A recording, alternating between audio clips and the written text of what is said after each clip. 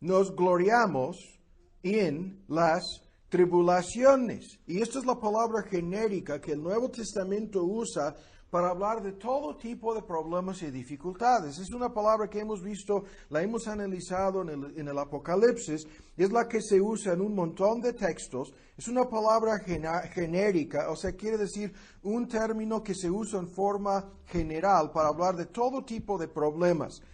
Nos gloriamos, dice, en estas cosas, porque sabemos, vean, sabiendo, dando por hecho que lo sabemos, y lo vamos a ver claramente el día de hoy, que estas, vean, persecuciones o tribulaciones, estas luchas y dificultades, no importa la forma en que toman, producen, es singular aquí, la tribulación produce paciencia.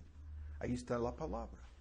Produce paciencia, produce perseverancia, produce la capacidad de aguantar, de controlarnos, de ser pacientes, de no darnos por vencidos.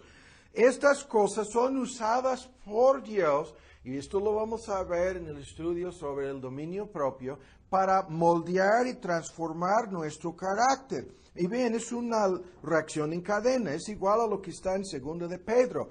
Dice, esta paciencia que fluye de estas cosas produce, y las traducciones varían aquí, van de experiencia, prueba, y la más quizás conocida traducción es carácter aprobado, ¿no? Aunque en muchas versiones en vez de carácter aprobado ponen experiencia, y la idea es que el carácter cristiano que Dios quiere formar en nosotros a través del Evangelio es formado a través de estas experiencias que transforman nuestro carácter.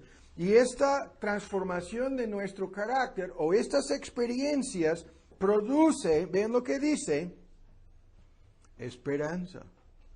Y hay un vínculo que vamos a ver un momento entre la paciencia y la esperanza, ¿no? Se nos acaba la paciencia cuando se acaba la esperanza, ¿no?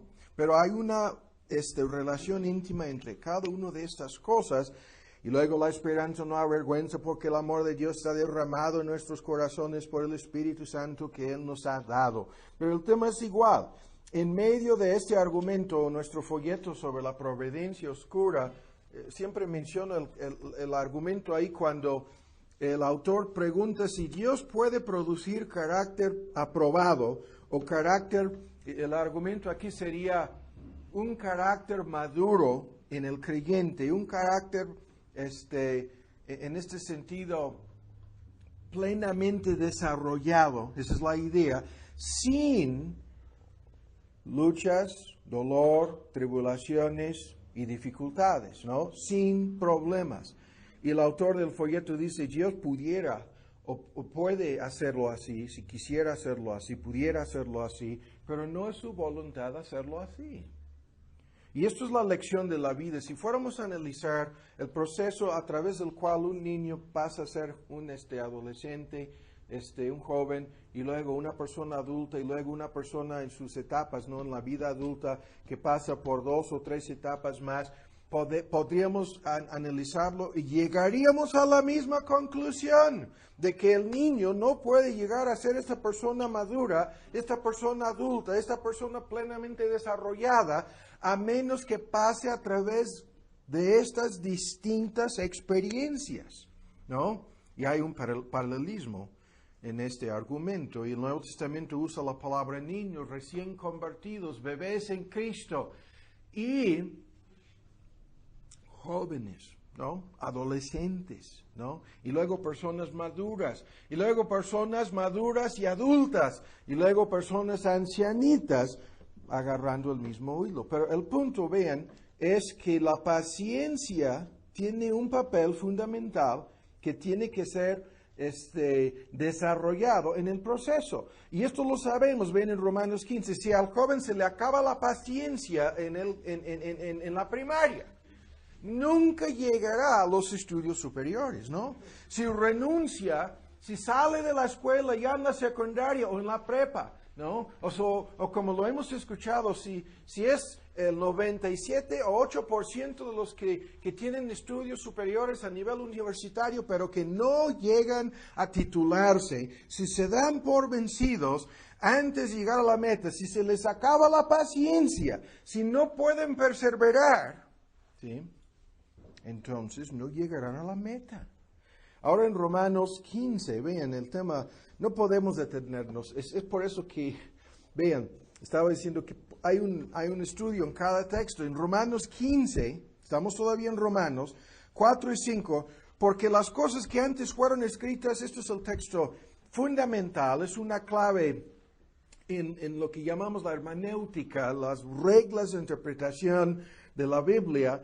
Las cosas que antes fueron escritas bajo la ley y el Antiguo Testamento, esta es la idea, para nuestra enseñanza fueron escritas, para que, vean, por la paciencia, tienen el propósito de proporcionarnos este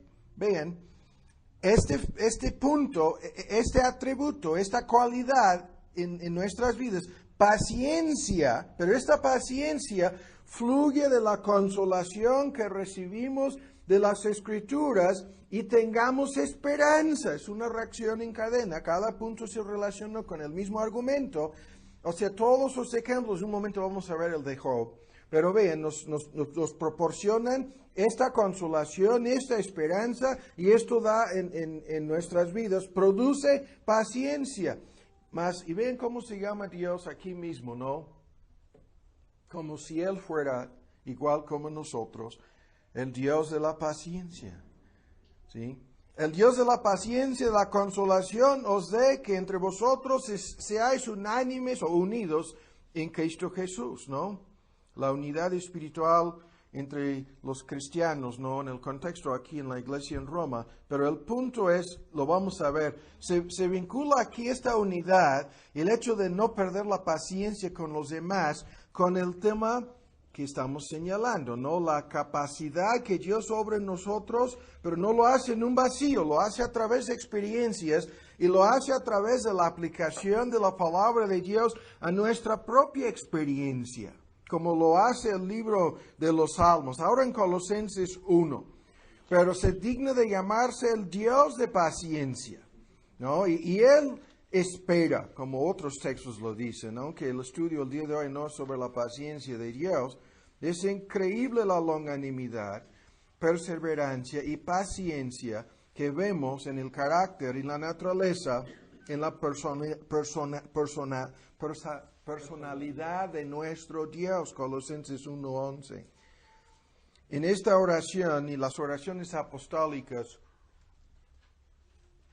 juntamente con las de nuestro Señor Jesús, son los ejemplos que nos sirven como enseñanza acerca de cómo orar y qué es lo que hemos de pedir. Y aquí Pablo pedía porque los colosenses fuesen fortalecidos, corroborados, 1:11, con toda fortaleza dinamita el poder omnipotente de Dios conforme a la potencia de su gloria. Es lo mismo, es un juego de palabras.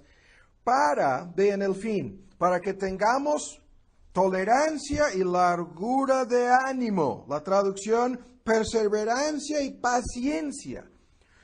O sea, la idea aquí es, otra vez, combinando toda la definición de la palabra, paciencia y perseverancia, vean, pero para que hagamos o tengamos esta cualidad en medio de las luchas y problemas en este mundo, Dios tiene que fortalecernos. Dios tiene que infundir su poder, su poder omnipotente en nosotros. Entonces, otra vez, no es algo simplemente basado en la Escritura o en nuestra experiencia, sino en el poder de Dios obrando en nosotros, la capacidad de aguantar, la capacidad de continuar, ¿no? La habilidad de no colapsarnos y darnos por vencidos. Ahora 1 Tesalonicenses 1:3. Pero lo vuelvo a decir, ¿no?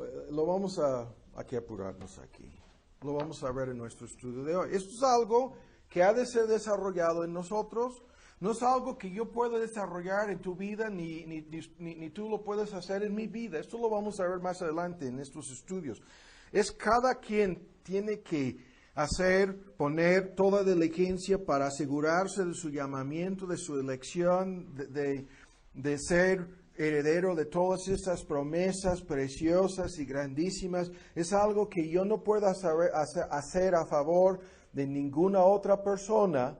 Es como los padres no lo pueden hacer por sus hijos lo tienen que vivir y experimentar, y es lo mismo aquí. Ni Dios lo puede hacer por nosotros, lo puede hacer en nosotros, sí, pero no lo hace sin pasar a nosotros, sin obligarnos a pasar por este proceso. 1 Tesalonicenses 1:3. Sin cesar, Pablo se acordaba de algo en los tesalonicenses y bien de la cosa por la cual daba gracias a Dios. La obra de vuestra fe y el trabajo de vuestro amor y la paciencia. Se traduce tolerancia, perseverancia y paciencia que fluye de la esperanza, la misma fórmula.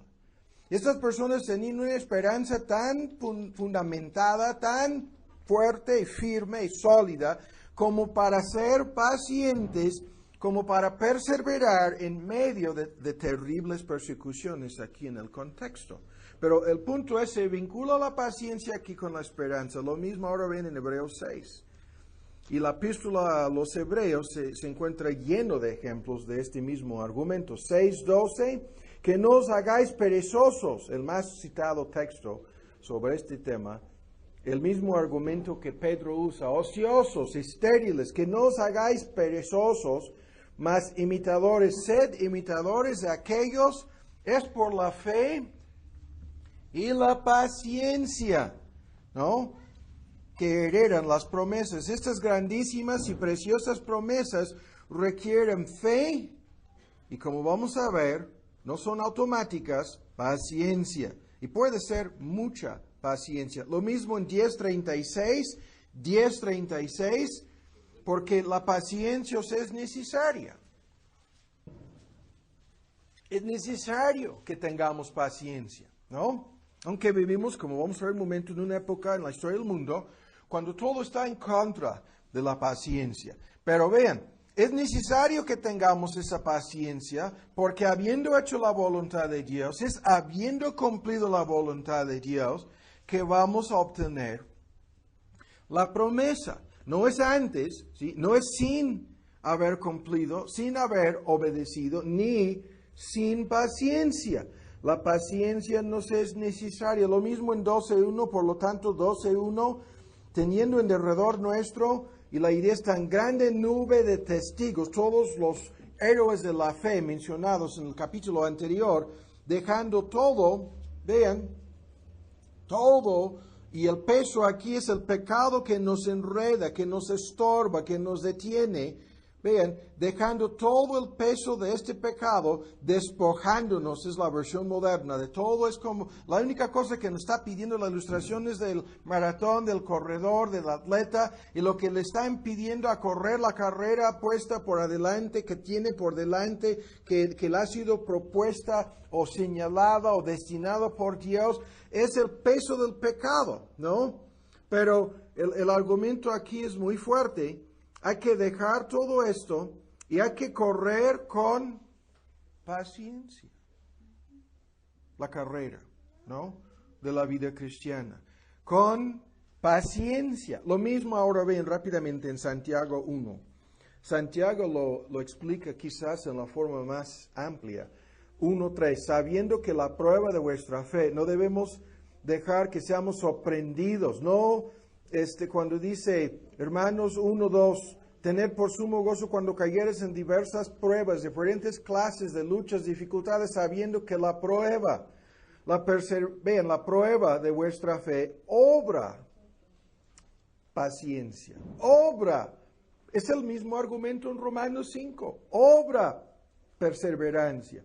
Mas hay que dejar que este proceso, la prueba, vean, que cumpla su propósito, más hay que dejar que la paciencia se perfeccione o se completa, esa es la idea, que este proceso se lleve a cabo para producir lo que Dios quiere producir en nosotros. Y vean, para que seáis maduros, cabales, enteros. Es la figura de una persona plenamente desarrollada en su carácter cristiano, sin faltar en ninguna cosa.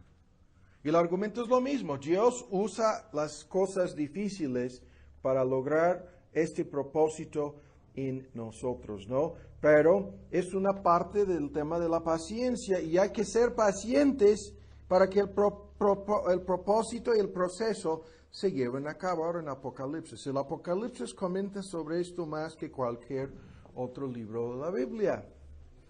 Y las referencias son interminables y no vamos a ver más que 2 o 3. 1:9, Juan, vuestro hermano, participante en la tribulación, en el reino, estaba ya sufriendo el apóstol Juan, ¿no? En su exilio en Patmos, en esa isla ahí en el Mediterranean Sea. Vean lo que dice: participante en la tribulación, en el reino.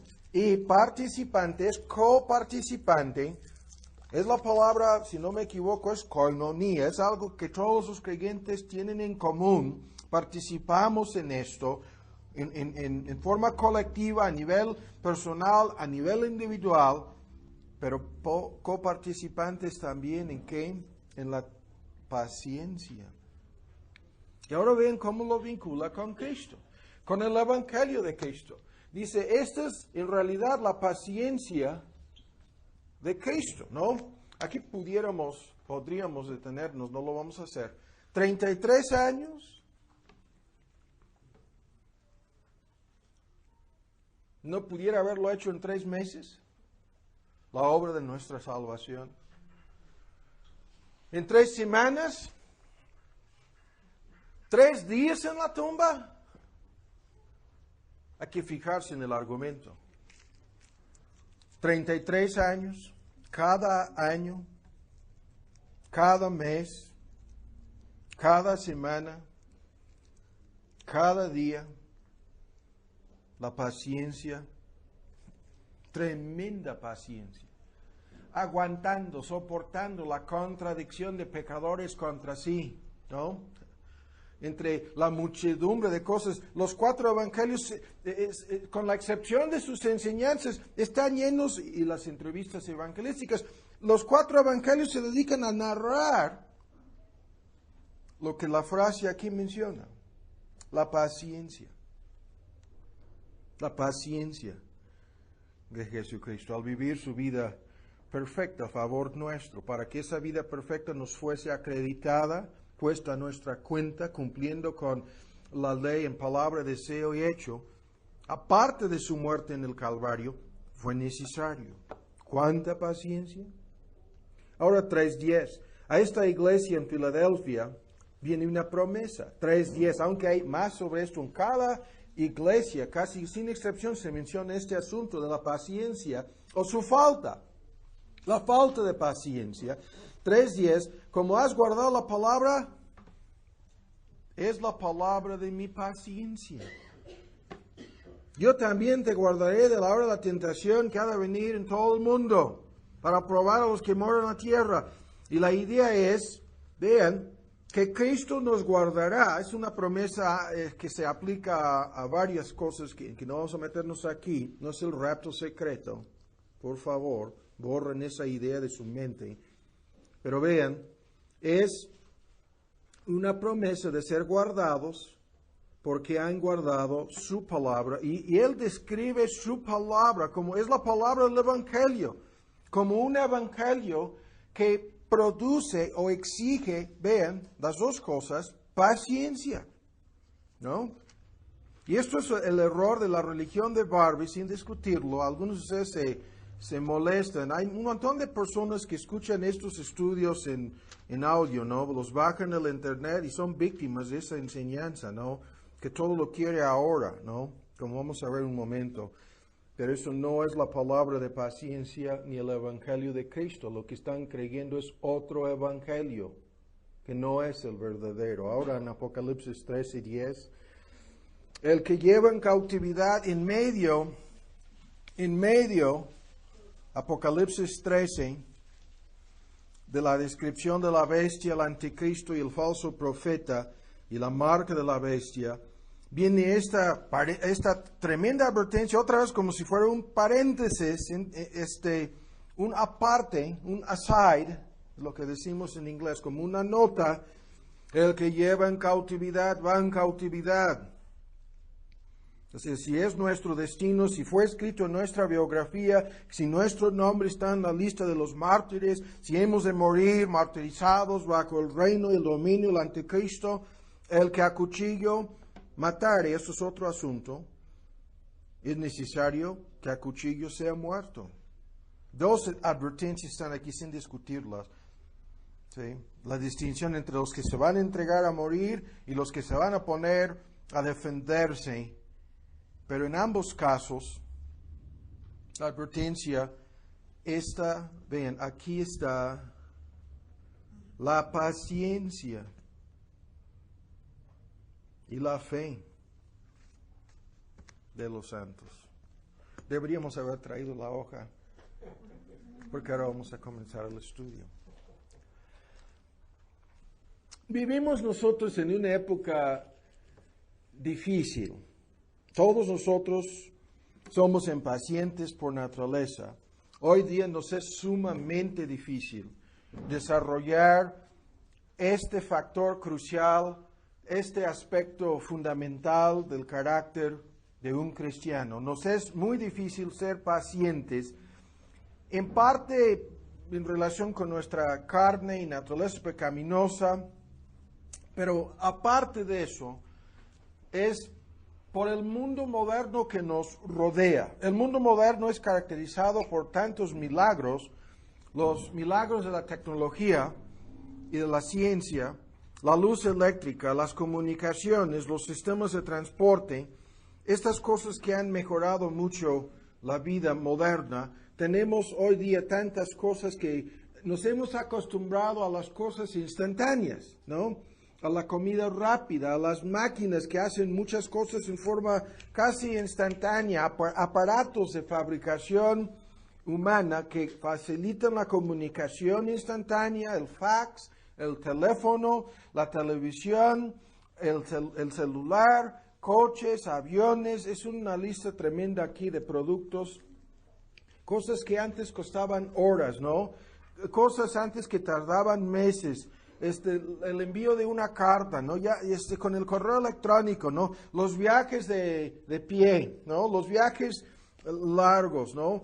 O sea, hay hoy día tantas cosas que han acelerado la vida, la rapidez del transporte, las comunicaciones, todo esto nos afecta.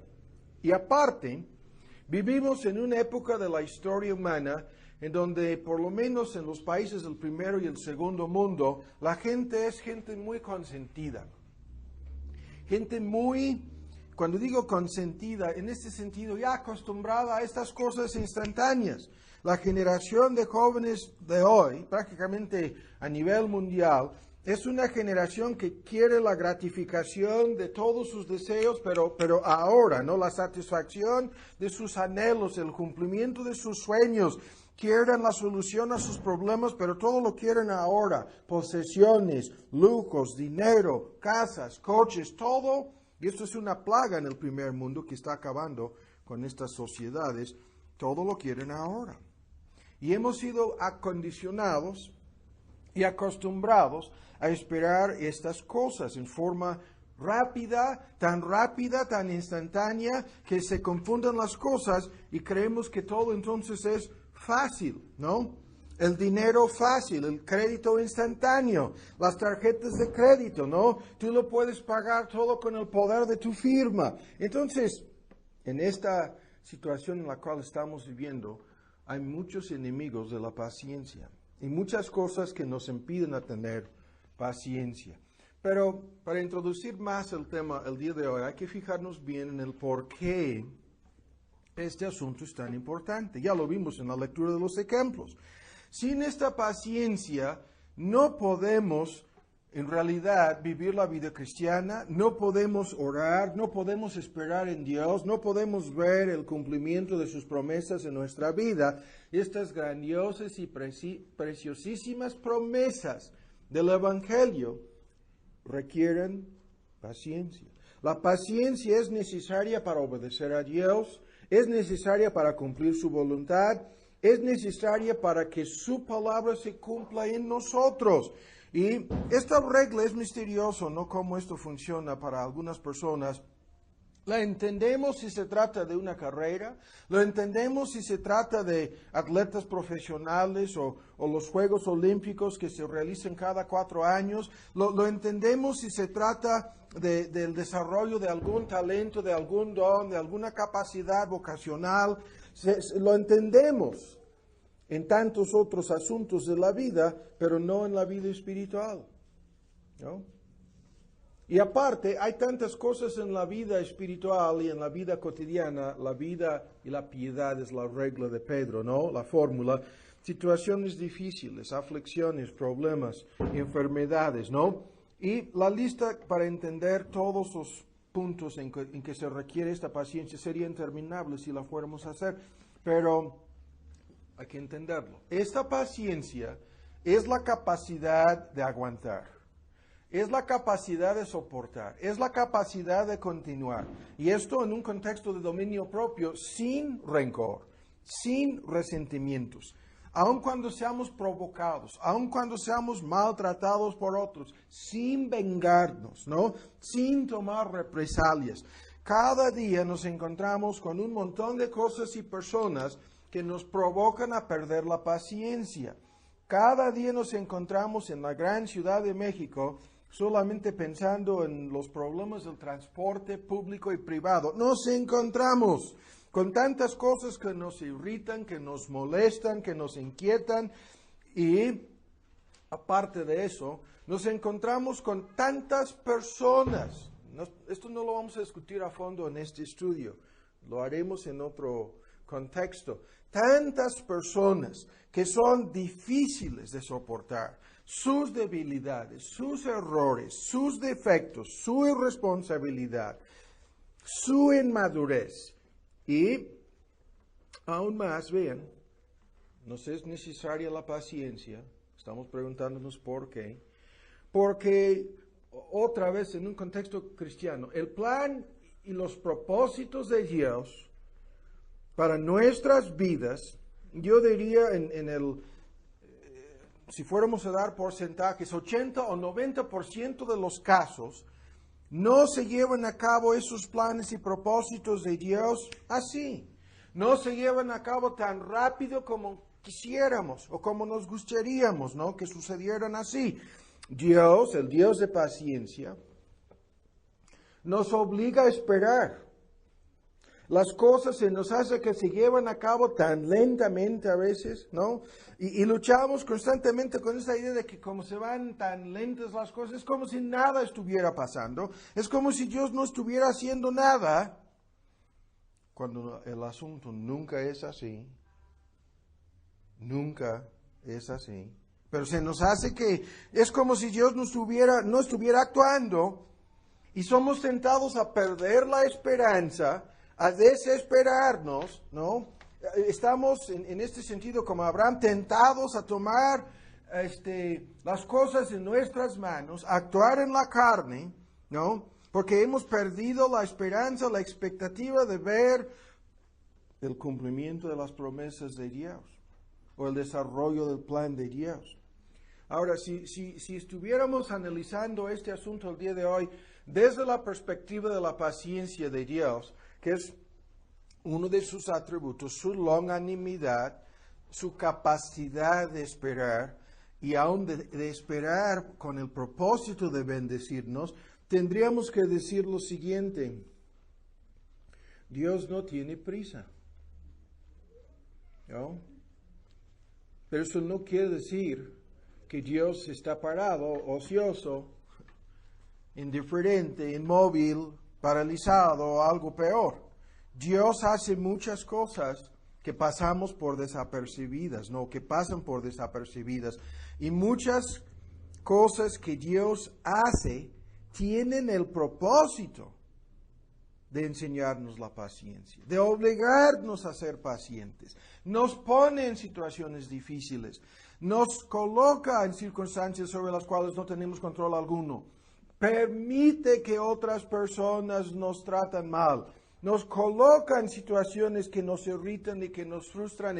Y algunos de ustedes que quizás no llevan mucho tiempo asistiendo aquí, hay personas que vienen aquí, lo que quieren es que Tomás o algún hermano de aquí, ¿no? que nosotros les llevemos por la mano y que nos metamos en sus vidas a solucionar todos sus problemas. No, ustedes, si son cristianos o si pretenden serlo, y yo, tenemos que enfrentarnos con estas cosas que nos frustran, que nos dejan decepcionados, ¿no? Váyanse al club de las mujeres divorciadas que les van a proporcionar en alguna iglesia, váyanse al club de los desempleados, váyanse al club de los enfermos.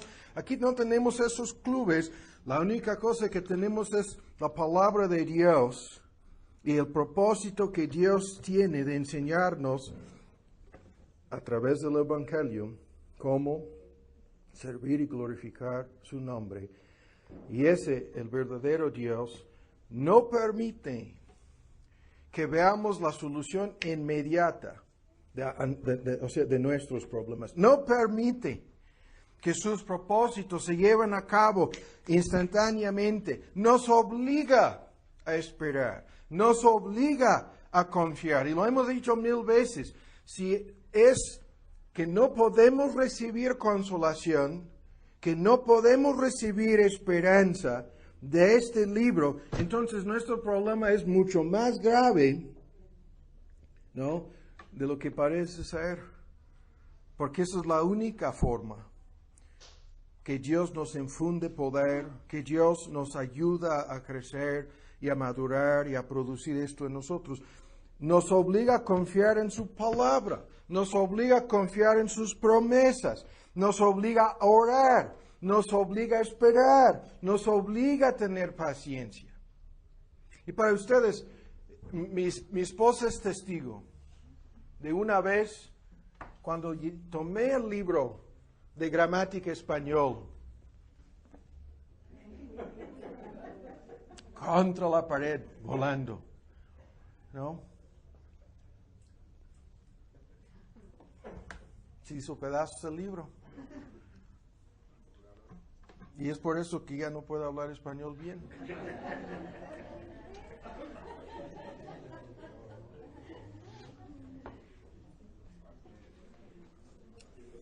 Y yo estaba preguntándome, ¿por qué esta maldición de las lenguas, Señor? Es la maldición de la Torre de Babel. ¿Por qué esta confusión de las lenguas, Señor? ¿Sí? Yo hablo bien el inglés. ¿Por qué no me dejas predicar en inglés, por favor? ¿No? ¿Por qué me obligas a hacer todo esto? Años y años. Yo hablé la semana pasada con un misionero en Colombia. Lleva 45 años de misionero. Él estaba diciendo, hermano, sigo luchando hasta el día de hoy para tratar de aprender mejor el idioma. La lucha nunca termina, ¿no? Y él con sus 45 años me dijo, te puedo asegurar que no termina. 45 años en Colombia no termina. Es porque los colombianos hablan medio raro. No tiene nada que ver. No, hablan muy bien. No, excelente. Mejor que los... No voy a hacer comparación. El punto es, nos es difícil, ¿sí? Todo eso nos es difícil. Pero, fíjense bien lo que estamos diciendo. Si se trata de la lucha contra el pecado, la mortificación del pecado, el proceso de hacer morir el pecado. Cuando Santiago habla de esto, dice que la lengua nadie la puede domar. ¿Qué es eso? Que la lengua no es como un animal doméstico que tú y yo podemos domar, controlar, sujetar con unas cositas, ¿no? Buenas o malas o pesadas o o agradables para el animal. No, la lengua no puede ser domada en ese sentido. Vean su testimonio en Santiago 1. El enojo, ¿sí? Es lo mismo. La persona que dice, ya me enojé por última vez, no volverá a suceder nunca, ¿no? Es como la persona que fuera a decir, salieron las palabras ofensivas de mi boca, pero por última vez no volveré a usar mi lengua en esa forma, jamás. Santiago 1, ¿lo tienen? 19, amados hermanos, que seamos prontos a oír, tardío para hablar, tardío para airarse, porque la ira del hombre. Y eso es lo que a veces sucede cuando se nos acaba la paciencia. Llegamos a creer que la ira del hombre puede producir la justicia de Dios. Es todo un argumento aquí. Hemos sido maltratados, abusados, ofendidos y tenemos el derecho, ¿no?, de enojarnos. Pero nuestra ira no obrará el propósito, la justicia de Dios, ¿no? Y no solamente los pecados de la lengua y el enojo, la soberbia, el orgullo. Estos son pecados que no pueden ser mortificados sin paciencia. Lo vemos en la vida del apóstol Pablo y su enfermedad, su aguijón en la carne. Y el punto es, sin paciencia no vamos a lograr nada en esta vida, no vamos a avanzar nada en la vida cristiana. Ahora en Santiago 1, vuelvan a ver. En Santiago 1, cuando Santiago dice que la paciencia nos es necesaria, ¿no? Y que hay que dejar que esta paciencia se perfeccione, que haga perfecta o cumpla su obra, 1:4, ¿sí? Y su meta o propósito aquí es de desarrollar un cristiano maduro, cabal, entero, completo, que no falte en cosa alguna. Eso es la ilustración. Sin faltar en alguna cosa. Y el punto, conforme entonces a los distintos aspectos de nuestro carácter que han de ser moldeados y transformados, y esto incluye el dominio propio, conforme a los aspectos que necesiten ser cambiados, transformados y moldeados por Dios. Dios usa el cincel, Dios usa el martillo, Dios usa las circunstancias desagradables y difíciles para lograrlo. Pero esto requiere paciencia. Ahora, bien, con mucha atención, lo hace permitiendo que seamos afligidos. Las aflicciones tienen muchos propósitos, hemos analizado esto en el pasado. Menciono 3 el día de hoy. El propósito de incrementar y fortalecer y madurar el bien que Dios está obrando en nosotros. Las aflicciones sirven para fortalecer, sirven para, en este sentido, incrementar nuestra fe, aumentar nuestra paciencia. Tienen el propósito de fortalecer el bien que Dios está obrando en nosotros y tienen el propósito de acabar con el mal que Dios quiere quitar de nosotros. Tienen su aspecto bueno y malo. Las aflicciones tienen múltiples propósitos. Aquí estoy mencionando estos para, vean, que su propósito se cumpla en nosotros. Las aflicciones, y estas son las cosas que ponen a prueba nuestra paciencia, tienen el propósito de lograr que nos veamos a nosotros mismos, que nos veamos, ¿no?, a nosotros mismos, que nos veamos tales como somos, nuestros errores, nuestras fallas, nuestras debilidades, nuestros defectos, incluso nuestros pecados. De igual manera como los aspectos positivos que Dios ya está obrando en nosotros. Y Santiago relaciona todo esto con la paciencia, la capacidad de resistencia, es lo que algunos traducen, la capacidad de continuar, decimos en inglés staying power. Staying power, es lo que vimos ahora en el maratón, el que tiene la capacidad de resistir y continuar y no colapsarse físicamente. La paciencia es la capacidad de soportar, permanecer firmes, no abandonar nuestro puesto, no abandonar nuestra posición, no ir para atrás, no huir, ¿no? Sino lo contrario, esperar, aguardar con longanimidad, aguardar con tolerancia, aguardar con dominio propio. Esa es la idea. Ahora ven en Santiago 5. Rápidamente tenemos que apurarnos aquí, se nos va a ir el tiempo. Santiago 5. Es que tenemos que dar la idea básica sobre esto el día de hoy para poder vincularlo después con el paquete. Nos adelantamos tomando esto fuera del orden que usa Pedro. Santiago 5:11. Y aquí tenemos por bienaventurados a los que sufren. Está tomando la bienaventuranza, lo vamos a ver en otro estudio. Estaba pidiendo a mi esposa en el camino la misteriosa bienaventuranza perdida que menciona Pablo en Hechos 20. Más bienaventurado es dar que recibir. Esto lo vamos a ver en estos estudios. Es un tema tremendo que está en la enseñanza de Pedro. Pero aquí Santiago toma la bienaventuranza que conocemos sobre la persecución y la transforma, la amplia, diciendo, tenemos por bienaventurados a los que, cuando digo para los que no saben, la bienaventuranza perdida, esa bienaventuranza que Pablo menciona en Hechos 20, no está en los 4 evangelios. Pero Pablo la cita. No sé si me explico. Y aquí Santiago toma una que conocemos de Mateo 5 y la amplía diciendo, bienaventurados los que perseveran. No es simplemente los que sufren, 5:11, los que perseveran. O los que aguantan con paciencia. Esa es la traducción. Bienaventurados los que perseveran. Y la idea es, ante todas las cosas que pudieran provocar que se desmayaran, que se dieran por vencidos, es decir, bienaventurados los que perseveran ante aflicciones, persecuciones, como lo menciona el Sermón del Monte, ante pruebas, tentaciones, dificultades, la paciencia que es tan necesaria, ¿sí?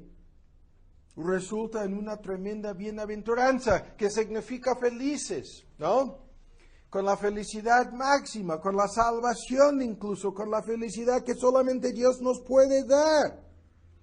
Y como la Biblia siempre pone todo de cabeza, invierte el orden en todas las cosas. El que quiere subir tiene que bajar, el que quiere salvar su vida la tiene que perder. ¿Sí? Y el que quiere ver que sus sueños y sus deseos se cumplen tiene que negarse a sí mismo. Y aquí, bienaventurados los que perseveran con paciencia. La versión antigua lo traduce en una forma gráfica. Los que sufren. Porque hay un elemento de sufrimiento involucrado en todo este asunto.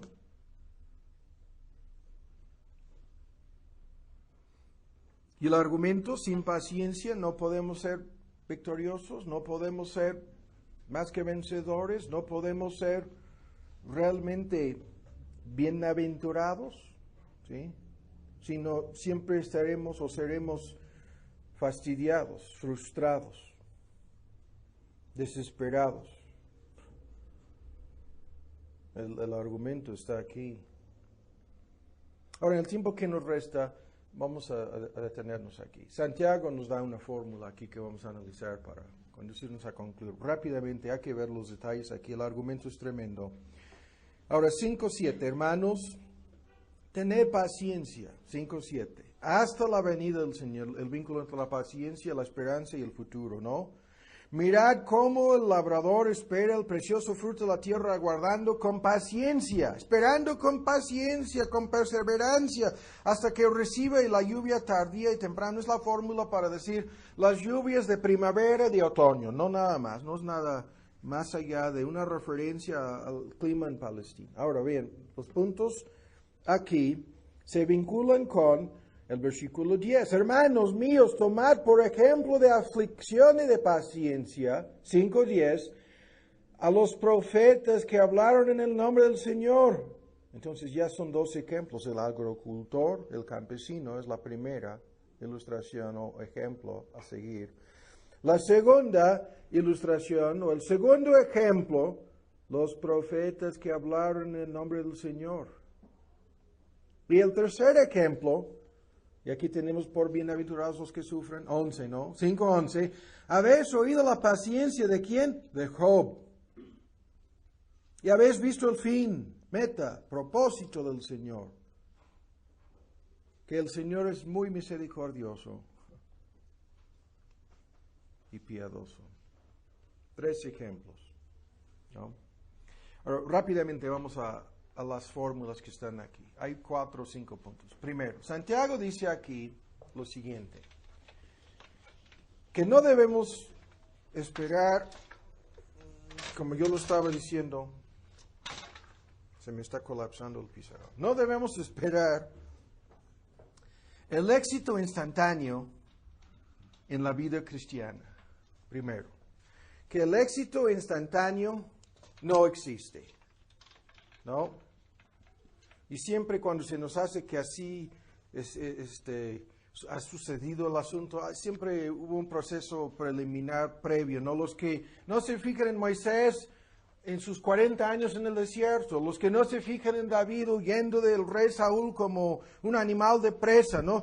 Los que no se fijan en los 33 años de nuestro Señor Jesucristo antes de su victoria en el Calvario, para dar algunos ejemplos, los que no se fijan en el apóstol Pablo, ¿no? En el desierto de Arabia, los que no se fijan en los años en su adolescencia y juventud de un gran predicador como Spurgeon, pasan por desapercibido el punto. El éxito instantáneo no existe en la vida cristiana. No debemos engañarnos pensando que todo lo que queremos nos será concedido en forma rápida, instantánea, automática, como por arte de magia o algo peor. Santiago dice, no, el campesino, los que trabajan la tierra, los profetas que fueron perseguidos, aquellos que murieron bajo la ley y no vieron el cumplimiento de las promesas o profecías en este caso, y luego se refiere a Job. Todos son ejemplos de lo mismo. Job es el gran ejemplo de sufrimiento y paciencia, ¿no? Y luego lo vincula con un evento que todos los cristianos lo estamos esperando, la segunda venida de nuestro Señor, su segundo advenimiento, ¿no? Dice, hay que tener paciencia hasta que el Señor venga, hasta la venida del Señor. Y esto ya sea hasta el fin del mundo, ¿no? O su venida personal en la hora de la muerte para llevarnos al cielo, a su presencia, es lo mismo. Entonces, el punto, cada uno de los ejemplos señalados enseña lo mismo. Hay que tener paciencia, hay que aguardar con longanimidad, ¿sí? Normalmente las cosas no suceden con lo que vemos en el mundo moderno en forma instantánea, automática, se llevan a cabo lentamente. Y el argumento en el versículo 7, mirad el campesino, la cosecha, cuánto tiempo lleva, ¿no? Y el campesino no, al sembrar, no se levanta el día de mañana esperando ya la cosecha. Tiene que esperar hasta que cosas que están fuera de su control, como la lluvia temprana y tardía, ocurran, ¿no? Y esto es una ley en el reino de Dios, ¿no? Entonces, esto en sí exige paciencia. En sentido espiritual es lo mismo. Lo que hemos sembrado no lo vamos a cosechar hasta después en nuestra vida cristiana. Pero el campesino sabe todo esto. Él no puede apresurar, él no puede adelantar el proceso. No hay ningún atajo, no hay nada para reducir el tiempo. Él no puede controlar las lluvias. Con todo lo que me decían usando su GPS en Gringolandia, me llevaron por un tractor y me enseñaron de este lado 3 veces más de una sola carretera, ¿no? De este lado han producido en una parcela 3 veces más que del otro lado usando el GPS para depositar la semilla y para controlar el fertilizante, que por satélite lo han hecho, pero estaban muy preocupados por las lluvias. Diciéndome, ¿y si no llegan las lluvias a tiempo? Ni el GPS, ni satélites, ni tractores, ni computadoras van a sacarnos de un desastre. Es lo mismo, ¿no? Es lo mismo. Entonces, el ciclo del orden natural, el orden divino en la cosecha, sería en vano tratar de cambiarlo. Y esto es lo mismo en la vida espiritual. No podemos presionar, no podemos apresurar, no podemos manipular a Dios. ¿Sí? Y Dios nunca llega tarde.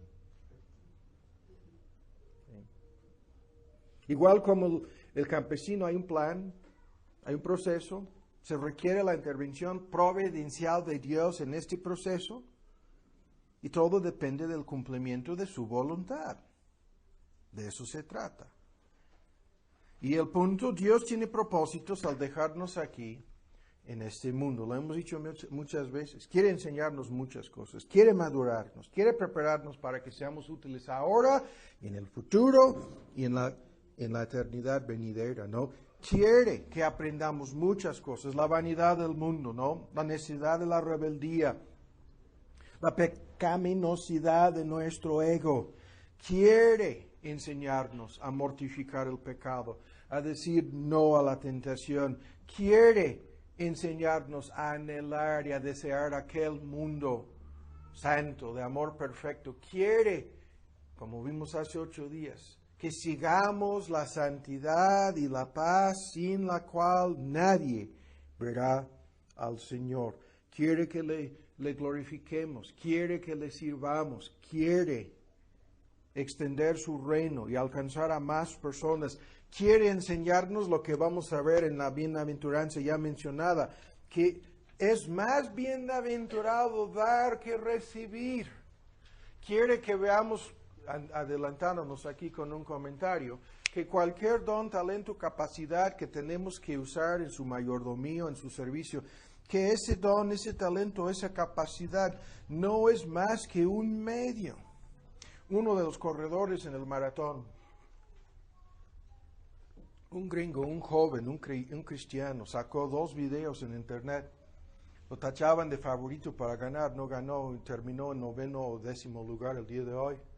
Y él dijo, Dios me enseñó hace varios años que el don que yo tengo de correr es suyo, no es mío, me lo dio. Y que yo lo tengo que usar como a Él le agrade, como a Él le plazca. Que no es mío para usar, para glorificarme, ensaltarme, exaltarme, no es mío, es suyo. Y que si no lo uso para su gloria, para sus propósitos, para sus metas en mi vida, entonces lo voy a mal usar, ¿no? Y es lo mismo en este asunto que estamos señalando aquí. Tenemos que ser pacientes y aguardar. Pero ahora vean lo que sucede después. La ilustración aquí es tremenda, ¿no? Vean en el capítulo 10. Estaba leyendo a alguien que decía, cualquier don que Dios te haya dado, usaba la ilustración de un cincel. ¿Is that the word? El cincel. Y decía, ese cincel eres tú y tus dones. ¿Sí? Pero hasta que sean tomados por el alfarero, por el artista, por el escultor, ahí está sobre la mesa, ¿no? Y él lo va a usar, y el mármol, ¿no? Que está usando y golpeando, y tú eres el cincel, está formando el carácter de otra persona. Pero tu don y tu vida, no, o sea, tus capacidades no son más que lo que Pablo dice en Corintios, ¿no? A los corintios. Somos más que campesinos, dice, somos el palo, somos el pico, somos las cosas usadas para arar la tierra, no somos más que colaboradores con Dios, dice, pero no somos más que ese tipo de instrumentos. Pero ahora vean, el ejemplo aquí es tremendo porque habla de grandes instrumentos, profetas del Antiguo Testamento, los que hablaban en el nombre del Señor. Véanlo, el versículo 10. Tomad como ejemplo de aflicción y paciencia los profetas que hablaron en nombre del Señor. En el nombre del Señor. Estos que hablaban bajo frecuentemente inspiración divina, autoridad divina. Algunos fueron instrumentos para escribir libros del Antiguo Testamento. La revelación divina llegó por sus manos. Y a pesar de su posición tan elevada, a pesar de su posición tan importante en los propósitos de Dios, a pesar de que llevaban el título no de profeta falso que veremos próximamente en la serie sobre el buen pastor y sus ovejas, sino el profeta verdadero de Jehová. Escuchen, a pesar de su posición tan elevada, fueron menospreciados, rechazados, muchas veces por los mismos miembros de su familia, maltratados por la comunidad, perseguidos, a veces feamente, horriblemente humillados, como en el caso de Jeremías, humillados hasta lo extremo, afligidos, ¿sí?, y sujetos a todo tipo de pruebas. Casi a veces parece como si fueran pruebas interminables. ¿Y qué dicen? Son ejemplos de la paciencia. Son ejemplos, ¿no?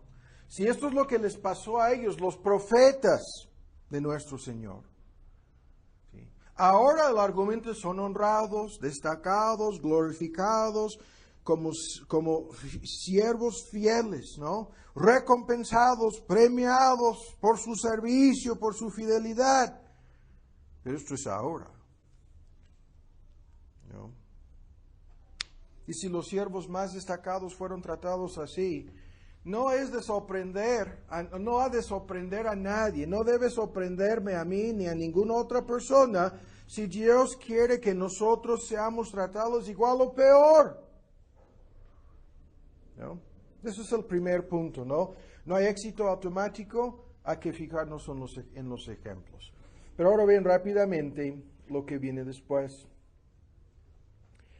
Si esto lo entendemos, si lo tomamos, como lo dice el texto, como el ejemplo a seguir, entonces hay que entender lo siguiente, que Dios quiere usar todo esto, se está cumpliendo propósitos múltiples en esto. Y cuando dice en el versículo 8, vean, tened también vosotros paciencia, esa es la aplicación, ¿sí? Hay que tomar el ejemplo y hacer su aplicación a nosotros. Su aplicación, estamos en 5:8, hay una fórmula aquí, y dice, para que tengamos nosotros también paciencia, dice, confirmad, afirmad vuestros corazones. Y la palabra que se traduce afirmar y confirmar es la palabra fortalecer, apoyar, hacer estable, firme, fijar nuestro corazón, fortalecer nuestro corazón. Esta es la aplicación. Hay algo en todo esto, si hacemos la aplicación, que servirá para fortalecer nuestro corazón. Y esto es lo que se requiere para que tengamos paciencia. La idea, fortalecer nuestro corazón. El corazón es el centro de nuestro ser, es nuestra personalidad, mente, emoción y voluntad. Para que nuestro corazón sea establecido, afirmado, bien, hay que hacer algo. Hay que centrarnos en ¿qué? En la palabra del Señor, en las realidades espirituales. Hay que hablarnos a nosotros mismos, predicarnos a nosotros mismos y decirnos la verdad acerca de lo que estamos viendo aquí, lo que Dios está haciendo en nosotros. Fortalecer nuestro entendimiento, fortalecer nuestra comprensión, fortalecer nuestra fe en las promesas, en las garantías futuras, en las cosas finales, fortalecer nuestra expectativa, fortalecer nuestro deseo de recibir todo lo que Dios nos ha prometido. Y el punto es un gran contraste. Incluso si fuéramos a detenernos aquí El tema es el mismo que hemos escuchado muchas veces. Esto es el creyente colocado entre dos mundos. Esto es el creyente colocado como puente entre dos mundos. Esto es el creyente colocado como entre dos realidades. La realidad temporal, la realidad momentánea, la realidad pasajera, la realidad terrenal, en contraste con las realidades espirituales, vean, y futuras en este caso. Nos está diciendo que la aplicación de todo esto es primero, hay que tener una perspectiva correcta de lo que Dios está haciendo. Hay que verlo a largo plazo, no al corto plazo, sino a largo plazo. Hay que entender el fin, hay que fijarnos, el tema aquí es la segunda venida, el día de juicio, la recompensa, el castigo del impío, los propósitos y planes de Dios realizados. Dice, la venida del Señor se acerca. El tiempo es corto, lo dice Pablo en otro texto. Y narra en Corintios la lista de todas las cosas que nos pudieran tentar o que pudieran servir para acabar con la paciencia en nosotros. Dice, los que tienen posesiones llegarán al momento, es como si nunca las tuvieran o tuviesen. Y los que se alegran en esta vida es como si nunca fuesen felices, ¿no? Y los que abusan de este mundo, dice, ya no lo volverán a hacer nunca. Y su argumento es igual a este. La paciencia para confirmar nuestros corazones hace la aplicación de lo que está pasando a largo plazo. Esto proporciona una perspectiva entre el presente y el futuro. Estamos metidos.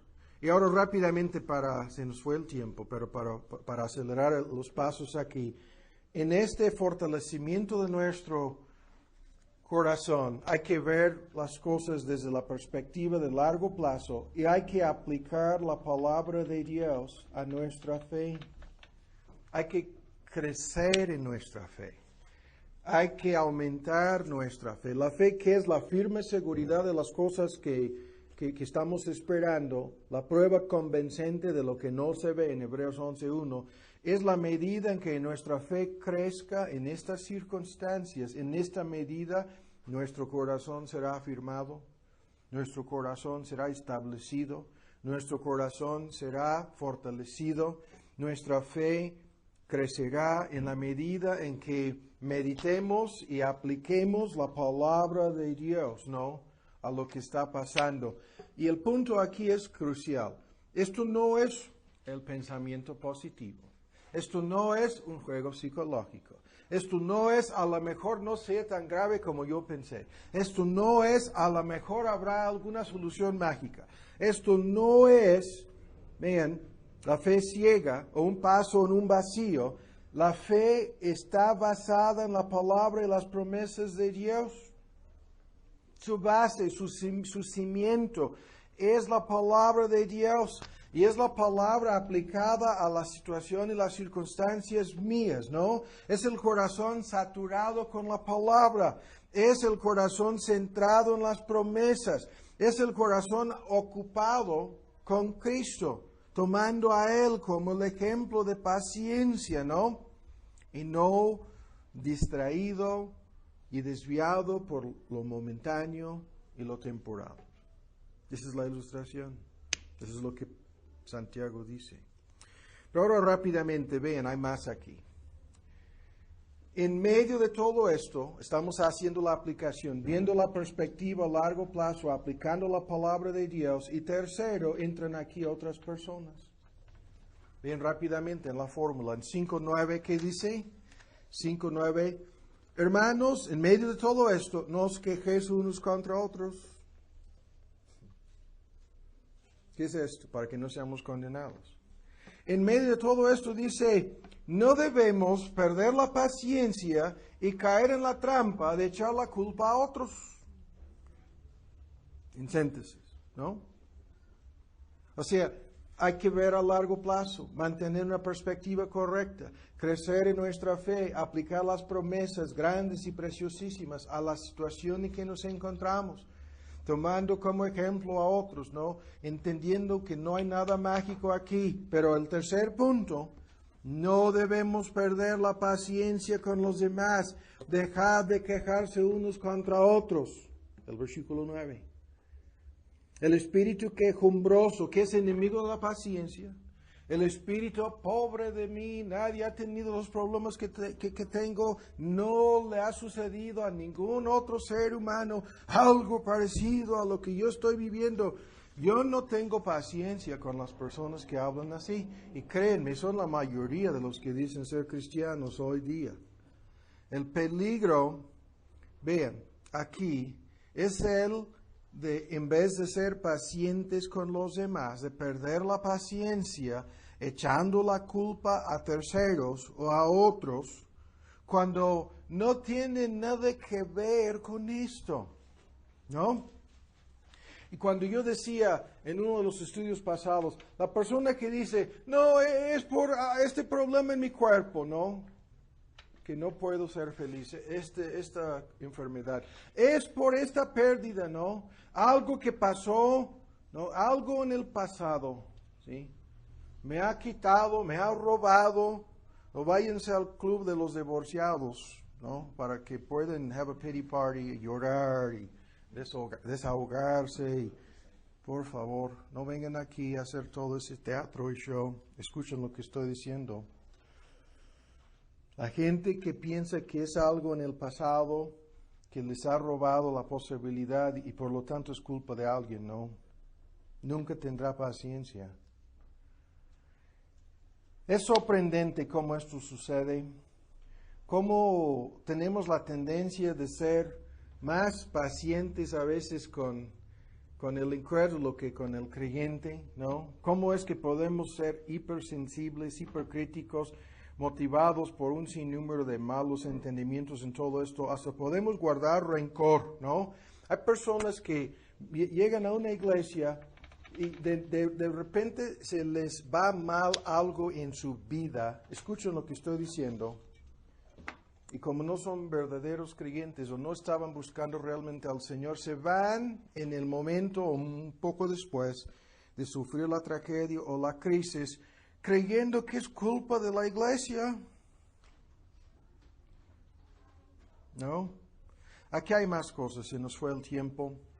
Pero Santiago dice aquí en forma directa, sin discutir, tengo aquí un montón de argumentos que no vamos a ver, que no debemos caer en la trampa de pensar, todo esto es culpa de alguien, ¿no? Puede ser el hermano fulano, puede ser algún pariente, puede ser algún miembro de mi familia, lo que sea, ¿no? Y el punto, no debemos caer en esa trampa. Ese es el punto, de perder la paciencia con los demás. Eso lo vamos a ver en otro estudio, por lo tanto lo voy a pasar por alto aquí. Todos mis argumentos aquí ya no los voy a dar aquí. Ahora vamos a terminar con el último punto. Santiago dice en el versículo 11, o sea, si la persona no puede ver a Dios en medio de su crisis, ¿no? Si no puede encontrar a Dios en medio de la dificultad, ¿sí? Se le va a acabar la paciencia. Esa es la advertencia. Si caen en la trampa de echar la culpa a alguien, o a veces lo hemos tenido que decir, si la persona piensa, Dios me está castigando, entonces hay que tratar con Dios sobre el asunto. ¿Por qué te está castigando? Supongamos que fuera así. ¿No? Pero por favor, que busque a Dios, que trate con Dios, ¿no? Que no meta de por medio a terceros. ¿No? Me vienen a la mente muchas cosas que no voy a decir. Ilustración ahora para terminar. Dice en el versículo 11, aquí tenemos por bienaventurados los que perseveran, y de inmediato se refiere a Job. Tenéis, vean, esta enseñanza. Es una bienaventuranza pasar por todo este proceso.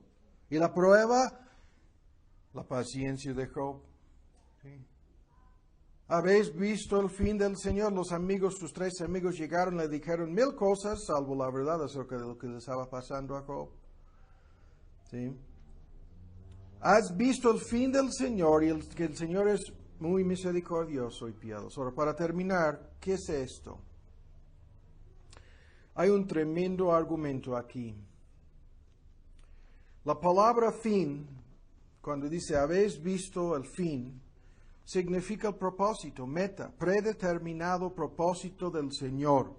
Meta establecida de Dios, por Dios, resultado final del proceso, algo predeterminado que se ha cumplido en su plan, ¿sí? La conclusión a la que el Señor le llevó a Job. Eso es lo que Santiago dice. Y el tiempo se nos fue aquí, pero aquí lo voy a poner. Después de mantener la perspectiva, de aplicar la palabra, ¿sí? De no echar la culpa a terceros, a otras personas, la última cosa en la fórmula de Santiago es, para que tengamos paciencia, hay que tener una meta, ¿sí? De por medio. Para que tengamos paciencia, es necesario que tengamos un enfoque, un fin, una meta, ¿sí? En el asunto. Y la paciencia lo que va a hacer es, va a considerar todas las cosas que pudieran pasar a la luz de la meta, a la luz del propósito. Eso es lo que Dios hace.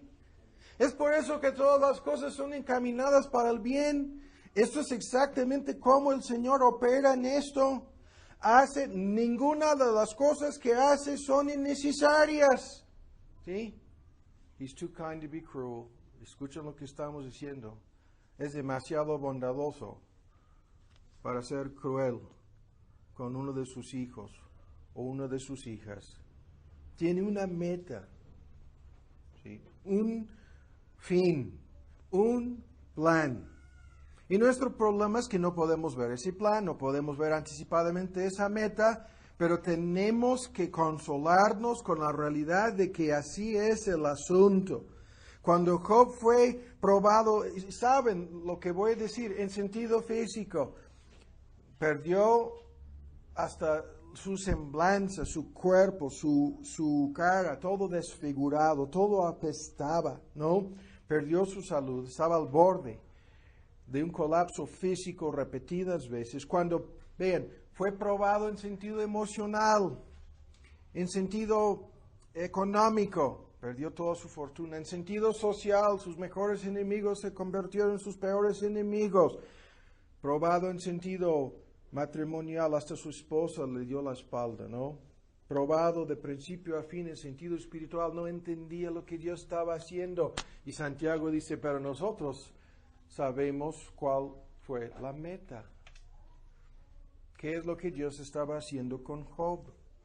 ¿Sí? Y tenemos que concluir lo mismo en nuestro caso, que hay una meta. Y la meta tiene que ser no la nuestra.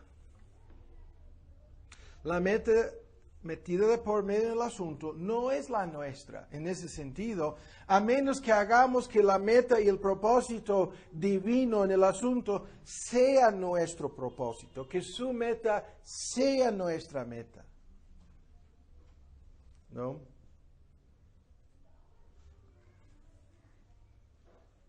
Se acabó el tiempo, pero ahí está la fórmula. Nuestro error es el de fijarnos en lo momentáneo y de pensar que lo que importa es que seamos felices ahora, satisfechos ahora, ¿sí? Si nuestra meta es así, se va a colapsar nuestra fe, ¿sí? Y cuando nos preguntamos cuáles son nuestras metas en esta vida, para nuestro servicio cristiano se supone que tengamos o que haya metas para nuestro evangelismo, para nuestro crecimiento, para nuestra madurez, para, vean, nuestra mayordomía. ¿No tenemos metas? Para nuestra fe, para nuestra entrega, para nuestra obediencia, ¿Acaso no haya ninguna meta metida de por medio? ¿O acaso no tenga Dios metas para nuestra fe, para nuestro servicio, para nuestro crecimiento, para nuestro conocimiento, para nuestra fe, para nuestra entrega? ¿Sí o no?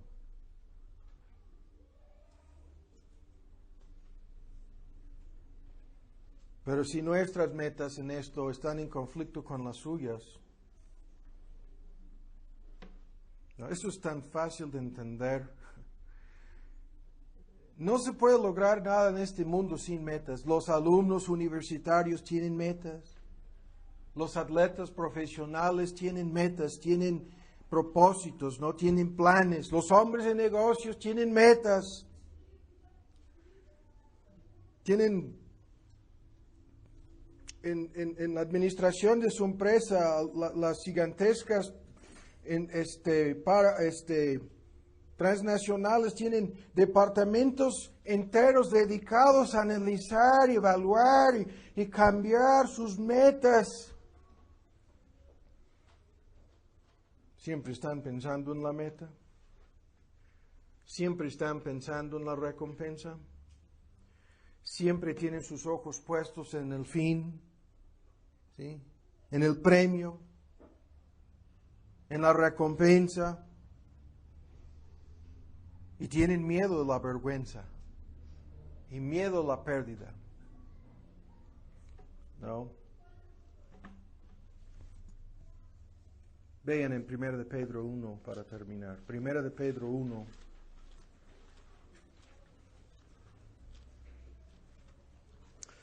En este mismo folleto que mencioné, hay una parte en donde esta señora le dice al pastor fulano, están orando por mí, sí, qué bueno, pero ¿qué están pidiendo? ¿No? Y la respuesta del pastor no tenía una respuesta acertada. Y la señora, la mujer dijo, te voy a decir lo que quiero que pidan, que todo este sufrimiento no sea en vano, que yo no sufra todo esto en vano. Escuchen lo que estamos diciendo.